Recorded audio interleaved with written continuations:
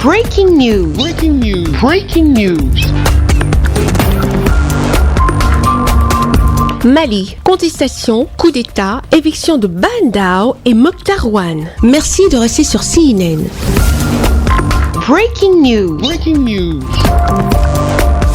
Comme un goût de déjà-vu, très exactement à 11h37, la télévision nationale annonce un flash spécial, la lecture du communiqué du vice-président de la transition par son conseiller. Dans les démarches de constitution d'un nouveau gouvernement, le Premier ministre, nouvellement reconduit, a établi une liste en accord avec le président de la transition, sans aucune concertation avec le vice-président en charge des prérogatives à lui conférées par la charte, à savoir la défense et la sécurité. Une telle démarche témoigne d'une volonté manifeste du président de la transition et du Premier ministre d'aller vers une violation de la charte de transition, contrairement au serment prêté lors de son investiture le 25 septembre 2020, d'où une intention avérée de sabotage de la transition. Ainsi, de par le serment prêté, en même temps que le président de la transition est tenu par l'engagement patriotique pris devant le peuple malien, ainsi que devant les forces de défense et de sécurité, le vice-président de la transition s'est vu dans l'obligation d'agir pour préserver la charte de transition et de défendre la République en vue de mettre hors de leurs prérogatives le président et son Premier ministre, ainsi que toutes les personnes impliquées dans la situation.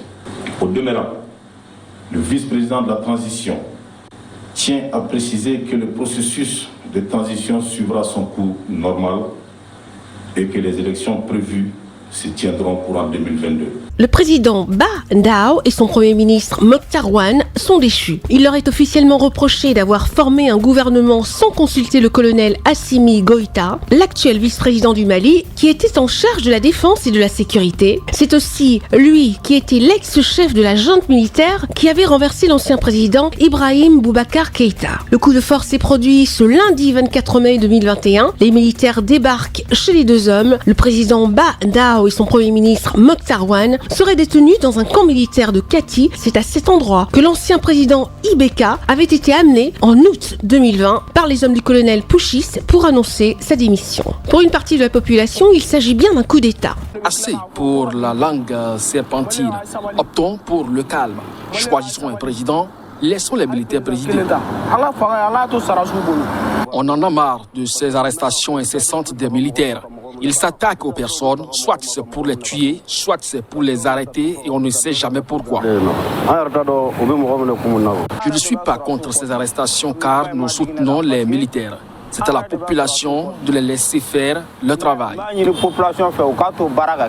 Que vont devenir le président malien et son premier ministre? De nouveaux dirigeants de transition vont-ils être nommés? Pour l'instant, aucune réponse. Le colonel Assimi Goïta a juste confirmé la tenue des élections présidentielles et législatives en 2022. Merci d'être sur CNN, la télévision autrement. Les programmes se poursuivent. Retrouvez en ligne toute l'info en continu sur C-Web Info, 100% info, non-stop.